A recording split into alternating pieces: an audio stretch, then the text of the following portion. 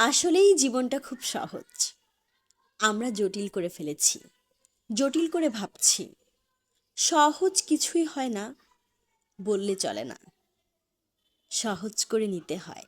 সহজ হতে হয়। কঠিন করে ভাবতে গেলে যদি নিঃশ্বাস বন্ধ হয়ে আসে, বুক ধড়পড় করে, তখন সেই কঠিনের কোনো প্রয়োজন নেই। আমরা গল্প করতে ভালোবাসি।